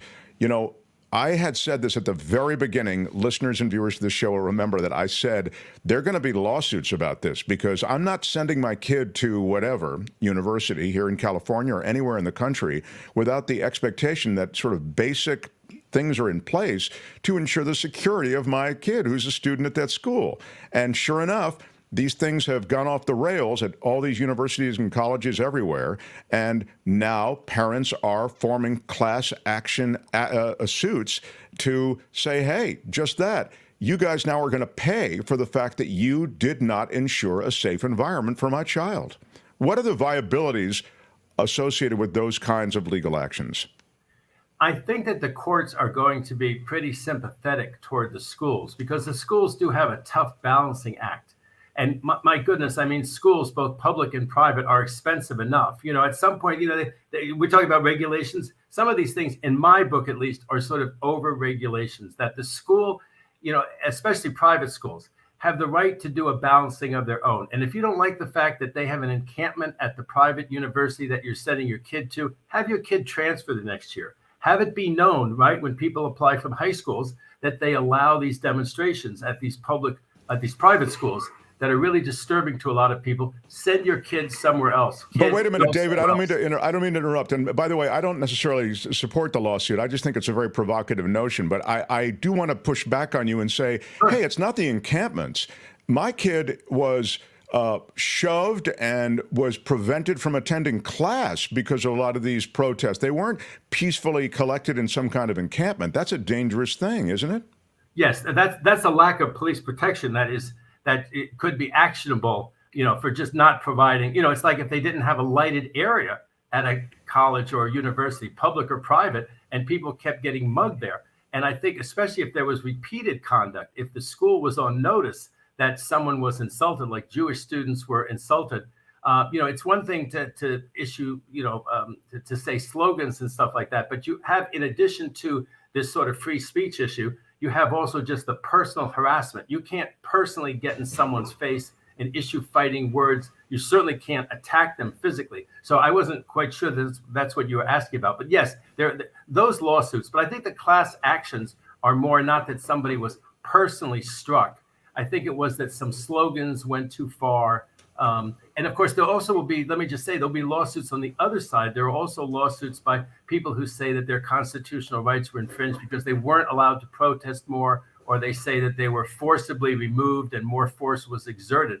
But I think that these schools, whether public or private, can say, look, you just can't camp out. I mean, I was in demonstrations, so I'm not like some old conservative who doesn't get it. You know, I was in demonstrations. We demonstrated against the war. I was in the mobilization against the war. But people went home at night. And, you know, the last few decades, I guess these schools have gotten in the habit of permitting these demonstrations to go on and not end, and then people camp out and stuff like that. And I think the encampments are just not a good situation. I think the courts are going to say that, you know, you can't camp out at other places. And no, you can't camp out at the university. It presents all kinds of different problems. And I think if schools address that, I think they'll probably be safe from lawsuits. Although I'm not practicing in that field, but I just think that there'll be sort of a common sense rule, and that if they don't allow the encampments, or they say, you know, you can camp out one night, but tomorrow night you have to leave, and then they give warnings and people still don't leave, I think that they can detain them and even arrest them, because if you just fail to disperse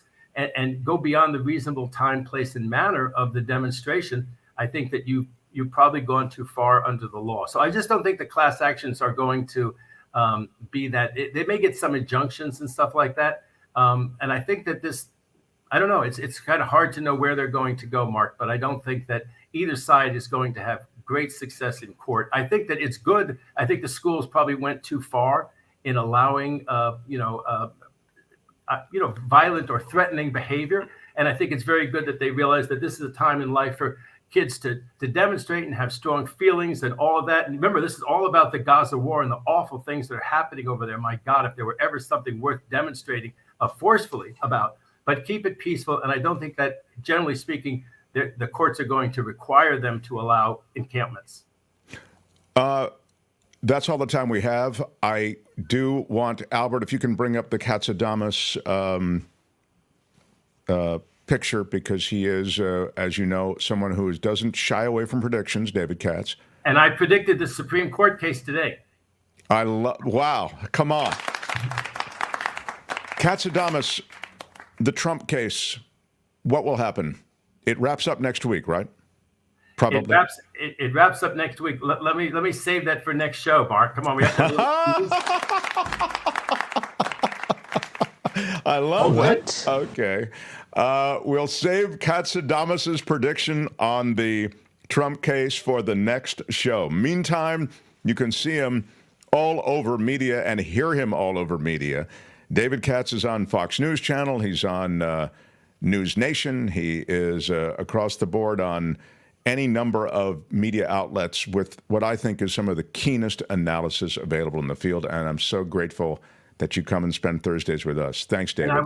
I was on KCBS last week with Pat Harvey, who I was also on with during the OJ. So, Pat Harvey. She's a dear friend for many years. I love Pat. She's doing great, and I will on with her just the other week. So that's terrific. Yeah, in Los Angeles. That's the CBS outpost in Los Angeles. Great. Well, David, we'll look and hear you in all those. See you and hear you in all those places, and we look forward to the next week. Thanks, buddy. All right. Great to be with you. Great to be with you. Take care. David Katz, everybody. Love it. Love it. Love it. The Mark Thompson Show. Wow. David Katz. He's a fan favorite. Anything I need to attend to, Albert? I haven't been watching the chat too closely, but I don't like to neglect the chat. I like to make sure that people are in the chat. They're happy. It's a great segment that I'm also not really paying attention to the chat. I'm just like a listener, a viewer. Wow. Albert, thank you. Wow, that's very, very impressive, Albert. When you yourself are engaged with the show, it's sort of something of a rare moment. What? I have been watching the chat to see if there are any good David Katz questions, and I didn't see anything pressing. No. Oh, Kim, are you attacking? We have very brilliant people in our chat. I know, but there was more comments and fewer questions. Oh, Kim also likes to look at the chat for what reason, Albert? Oh, she likes to lay the hammer. She wants to drop the hammer. I blame you. That's right. Kim just can't wait to yellow card somebody. Yeah. That's pretty close to an insult there. Yeah.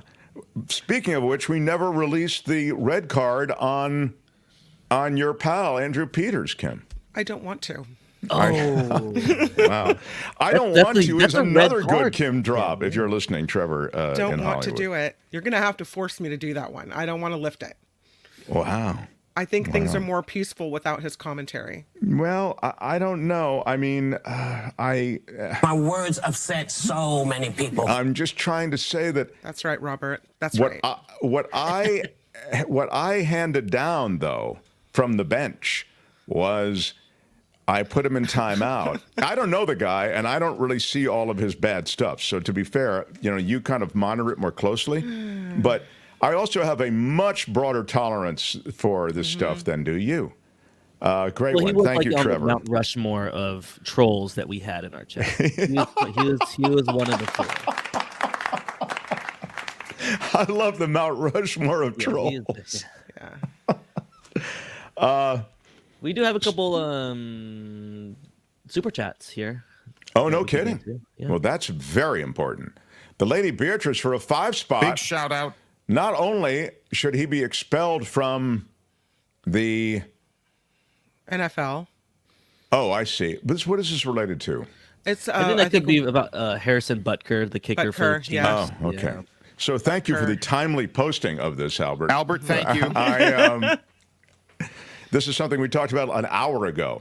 Why can't we get these comments on in a timely manner? To my defense, it was the middle of the newscast. It was the middle of the newscast. I mean, Whoever is producing this thing has no idea what they're doing. The middle of the newscast is exactly the right place to post it. If ever there was a time to post something like this, it's the middle of the newscast. Why are you yelling? I mean, the people involved in the newscast are two of us, Kim and Mark. So interrupting either one of us is not a problem. Why are you yelling? So all I'm trying to say is, in the future, Albert, I'd like that to be posted right away. I might have to review the tape because this came in at 11:46. I believe that we are starting our next segment at that time. Yeah, we were. I think so. I think it came in a little late. And I also want to know what happened to the pictures I was supposed to see this week. Right. I will throw out my red flag, my red challenge flag today. Okay. All right. I maybe there's a. I think there's a hint of desperation. I really do. Anyway, Lady Beatrice says not only should he be expelled from the NFL, this is the story about the Big NFL mouth player, Chiefs kicker, Chiefs kicker, who was speaking at a Catholic school. It was a commencement address, and he said, "Congratulations! I want to speak to the women in the audience. You'll be able to now begin your life as wives and mothers." And sort of ignoring the fact that they might have other plans. Was that a Catholic liberal school too, Kim? Was that how you worded it? Catholic liberal school. I don't think I said liberal. No. Okay. But he should be expelled from the Catholic Church. Oh, wow. Excommunicate him. Wow, that's extraordinary. The Lady Beatrice, very unladylike. Good day, sir. Man. She has her own velvet hammer. She really does. She's right out of the Kim McAllister School of Commencement Speaking. That's right. You crossed that boundary, and you are bounced. Wow.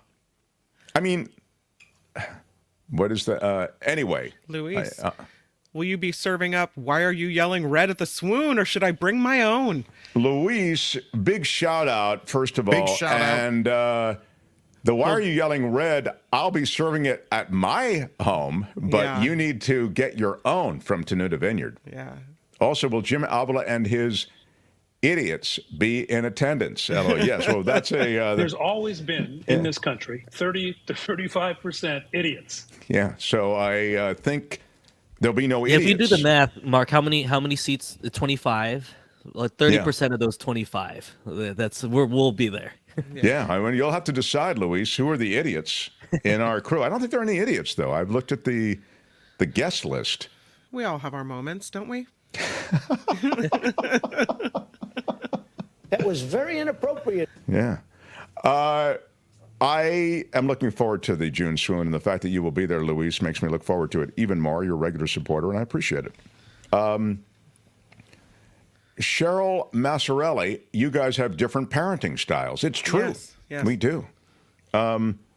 Kim is a whip cracker. I feel like you really crack the whip. You kind of like to just really, do that. Have you done your homework? Is your room clean? Yep. I have strong boundaries, but I don't. But I am more. They're wider boundaries, clearly, than Kim. I don't. It's a good cop, bad cop vibe here from Mom and Dad on the Mark Thompson Show. I celebrate dissenting opinion. I do. I celebrate contrary opinion. I love debate and back and forth. I also think I can learn something. Now, to be fair, I'm not suggesting that Andrew Peters is providing any sort of real, cogent argument for anything. He was really troll adjacent on his best days. And he was name calling. He was attacking the name calling, as you know. I have zero tolerance for that. That's why I red carded him. Yeah. But anyway. But I love those of you. I even love you MAGA people. If you want to MAGA it up here, you can MAGA it up. Donald Trump, 2020. Where's MAGA Mickey? I mean, Yeah, thank you. MAGA Mickey with Trump 2024. 2024. So that's that. Now, Albert, I do want to pay off my poll that was going down in the Mark Thompson Show. The poll is a live poll for our live viewers, but all of you can play in your heads if you're just listening. It's really interesting because this huge data breach has now been reviewed by data experts. And in the analysis, shockingly, there are very basic, common 4-number pins. And I'm wondering, Albert, can you tell me which pin number was guessed? Review for us the options, and then give us the one that really was guessed as the most common 4-number pin numbers. Yeah, so we had 1, 2, 3, 4. We had 0, 0, 0, 0, 1, 1, 1, 1, and 1, 2, 1, 2. And again, just to make the point, those were the top used PIN numbers that they found in all of the billions of pieces of data that were released. So those were the top 4, but what was number 1 guessed? And then we'll tell you what number 1. Yeah, I actually did say it in order, actually, of what was the most popular. By a landslide, too. 1, 2, 3, 4, 64%. 1, 2, 3, 4, 64%. If you guess 1, 2, 3, 4, you're with the crowd. Yeah. Next to that, it's 0, 0, 0, 0 with 12%. 1, 1, 1, 1 after that with 11%. It was kind of a horse race after that. 1, 2, 1, 2, 10%. So 12, 11, and 10 for the rest. But 64% of you guessed correctly. 1, 2, 3, 4. These are the people that don't care if they get ripped off. These are the people. They're like, just take my money. Go ahead. They're daring them, please. I might as well just leave it on the sidewalk. It's so simple they would never guess it. Free 20s for you. So the most common PIN numbers, 1, 2, 3, 4 was the most common. Next to 1, 2, 3, 4 was actually 1, 1, 1, 1. Next to that, in the third position of the most common PIN numbers, 0, 0, 0, 0. The number 4th most popular PIN number, 1, 2, 1, 2. Then the number 5 most common PIN number, I don't think it's super guessable, but I'll just give it to you. 7777. Sure, lucky number 7's across the board. No, I get why, but I'm just saying I wouldn't have guessed it necessarily if I. Number 6, 1004. Number 7, 2000, 2000. Number 8, 4444. Number 9, 2222. And number 10, and this is guessable, and maybe even a little bit funny. The 10th most common PIN number is 6969, everybody. Yeah. Bravo. What? Yeah. So as it continues, maybe it's a reminder you should change your PIN number. With just 61 guesses, a hacker could crack 1/3 of all passcodes, they say. You can probably take those numbers off the screen unless they're up there for some other reason. Mine used to be 2580, says Trevor Starr in Hollywood. Oh, down the middle row. I see. Now it's never mind. Even if there's a limit on attempts, hackers could gain access to 20% of people's accounts in just 5 tries. How about 0666? Asks M. Oak. Yeah. So this is making it very dangerous to use repeated patterns or birthdays as your PIN, since they can easily be guessed if your card or information falls into the wrong hands, they say. I wonder what that number would be for phones. I know iPhone increased it to 6 digits, which obviously adds, but I'm sure a lot of people still use the 4. Oh my God, yes. They use the 4 and then they just make the last one or the first one the same. They'll put, 4 3s at the beginning and then they'll just, it's, but the 31% of the world's most popular passwords consists of purely numerical sequences. Passwords like that, they say, can be hacked almost instantly. Hackers use automated systems that, just run all the different permutations, all the different variations. Once your account has been compromised, hackers can either steal your data directly or use your information to launch targeted attacks on other people. Minor details like your full name, your birthday, they can be used to craft more sophisticated and more personalized phishing attacks, they say. In order to stay safe online, cybersecurity experts recommend using longer and more complicated passwords composed of random letters and numerals. And the issue is that these passwords can oftentimes be as difficult to remember as they are for hackers to guess. So the more complicated you make it, I understand why somebody goes 0000 because I don't remember that, just a bunch of zeros. But people put themselves at risk, they say, by having weak passwords and PIN codes and often don't really understand the threat until they're compromised, said this data manager. Do you get the alerts that your stuff's been found on the dark web? No. You don't? No, my stuff's not been found on the dark web, has it? Where do you get the alerts? From your I see it credit all over card the company? dark web, your stuff. But do you? Are you? Is that where you hang out? With your, do you wear a hoodie, drinking your wine? Say you love your country at night. Well, what I get is with creepy shadows on your face. On the iPhone, you get if you use their password manager at all, they'll go, "This has been compromised, that's been compromised," and there's a laundry list of it. So I don't have that. Yeah. Anyway, something to be concerned with.